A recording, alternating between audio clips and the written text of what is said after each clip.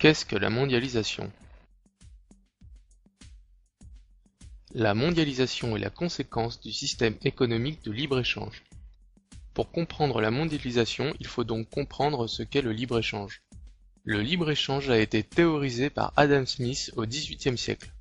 Smith pensait que l'ensemble des intérêts égoïstes mènent à l'intérêt de tous, que les nations n'ont pas intérêt à produire ce qu'elles peuvent acheter moins cher ailleurs, et que pour être efficace, le marché économique doit être le plus large possible. Aujourd'hui, le libre-échange vise à la libre circulation partout sur Terre des biens et marchandises, des capitaux et des êtres humains.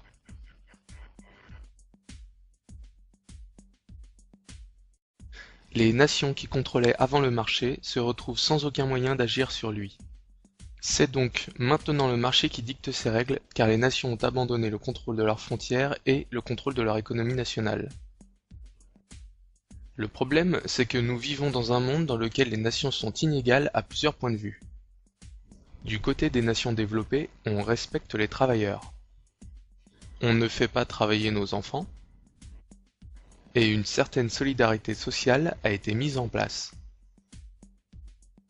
A contrario, dans les pays non développés, les travailleurs sont très mal payés. Les enfants sont très souvent exploités, et la misère y est très développée.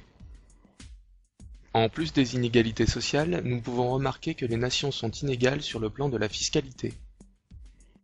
Une nation comme la France met en place des taxes pour financer la structure de l'État.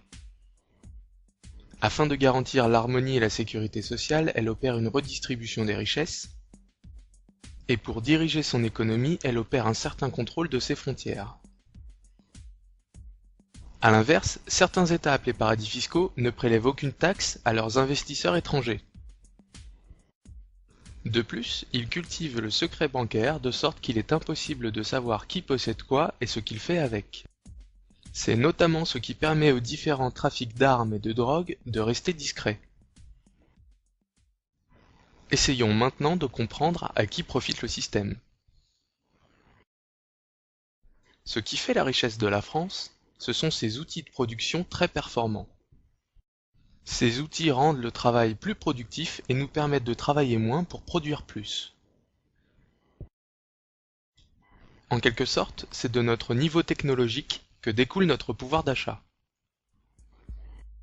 Or, depuis les années 90, des multinationales ont commencé à délocaliser notre outil de production vers des pays où les salaires sont très bas.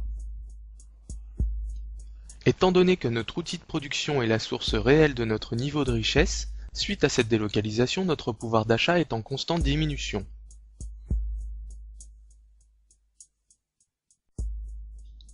Or, un pays qui produit de moins en moins ne peut continuer à consommer autant, à moins de s'endetter. C'est à ce moment-là que les banques rentrent dans l'équation. Elles prêtent de l'argent aux particuliers pour combler la perte de pouvoir d'achat. Ces crédits à la consommation permettent de continuer d'acheter des produits venant de Chine. Mais ces crédits doivent être remboursés, et ils sont très chers. On rembourse souvent plusieurs fois la somme empruntée. La banque fait donc d'énormes bénéfices grâce aux intérêts qu'elle touche sur les prêts qu'elle accorde. Au fil du temps et des délocalisations, le pouvoir d'achat réel chute alors que le taux d'endettement des ménages augmente pour compenser la perte et représente en quelque sorte un pouvoir d'achat virtuel. Nous rentrons donc dans le cercle vicieux de l'endettement. Revenons maintenant aux multinationales. Nous achetons moins cher des marchandises produites en Chine, ce qui dans un premier temps nous paraît être une bonne affaire. Mais il faut bien être conscient que les salaires payés aux travailleurs en Chine sont indécents et ne permettent pas de vivre correctement. Les multinationales réalisent donc à leur tour d'énormes profits.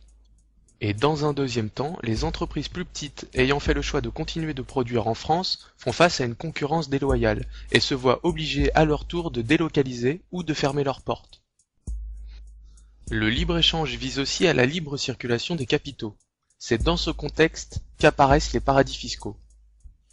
Ils permettent aux entreprises internationales d'y cacher leurs énormes bénéfices pour ne pas payer de taxes.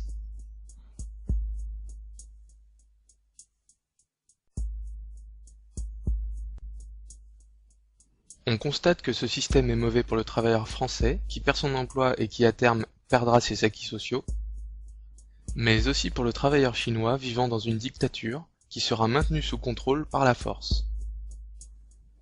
Et comme on trouvera toujours sur Terre des dictatures, où l'on peut payer des travailleurs une misère, on peut résumer en disant que ce système est mauvais pour les travailleurs de toutes les nations, les travailleurs des pays libres étant à terme obligés d'aligner leur salaire sur celui des travailleurs vivant dans des dictatures.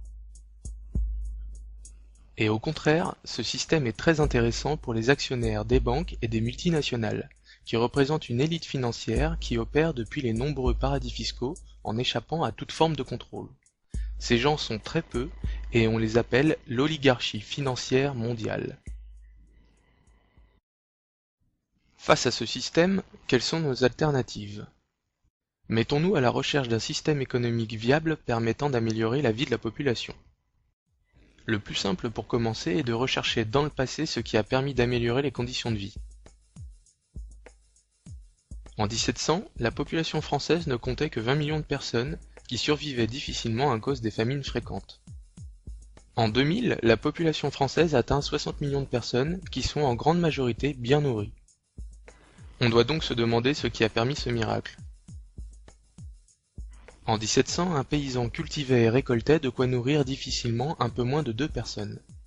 En 1800, les méthodes de travail du paysan ont peu changé, et il peine toujours à nourrir 2 personnes. En 1980, un paysan peut nourrir très convenablement 30 personnes grâce aux technologies agricoles nouvelles. Et en 1990, la situation s'est encore améliorée et le paysan peut nourrir dorénavant 40 personnes.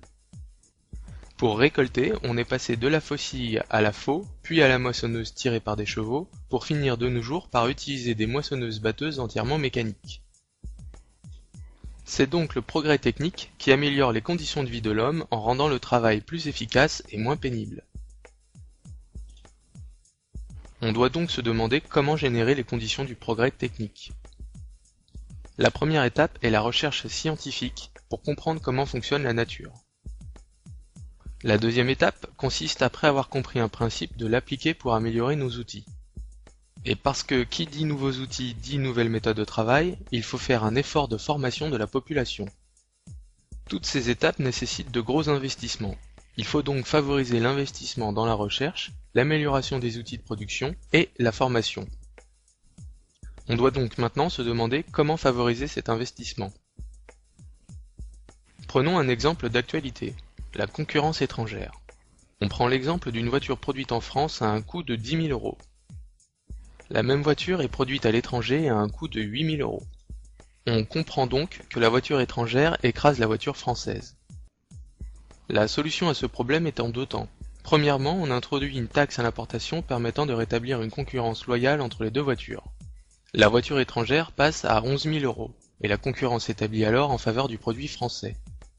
Et c'est seulement maintenant qu'il devient possible d'investir dans l'amélioration des usines françaises en introduisant des machines plus efficaces permettant d'effectuer la même tâche en moins de temps avec moins de pénibilité pour l'ouvrier. On augmente ainsi le nombre de voitures produites, ce qui a pour effet de réduire le prix de la voiture française à 7 000 €. On pourra ensuite retirer les taxes à l'importation. Ces mesures seront appliquées à tous les secteurs stratégiques de notre économie et seront appliquées au cas par cas en fonction de la situation économique mondiale et de son évolution. On peut résumer cette approche de l'économie en la comparant au système actuel. Pour faire baisser les prix, il existe 2 façons de faire. On peut baisser les salaires en mettant en concurrence le producteur français et le producteur chinois. L'opération est bonne pour le consommateur, mais pas pour le producteur. Le problème, c'est que la plupart des gens sont à la fois consommateurs et producteurs. La deuxième solution consiste à faire augmenter la productivité du travail. C'est-à-dire qu'on augmente le nombre de richesses générées par un travailleur avec le même temps de travail, ce qui fait mécaniquement baisser le prix des produits. Tout le monde est gagnant. Le producteur conserve son emploi, et le consommateur a à disposition des produits à un prix moins important.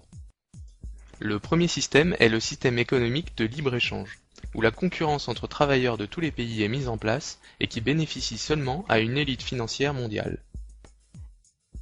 Le deuxième système, qui est beaucoup moins connu, est le système d'économie physique. C'est le système économique qui avait cours pendant la période des 30 Glorieuses en France, qui a été la période la plus florissante pour notre économie.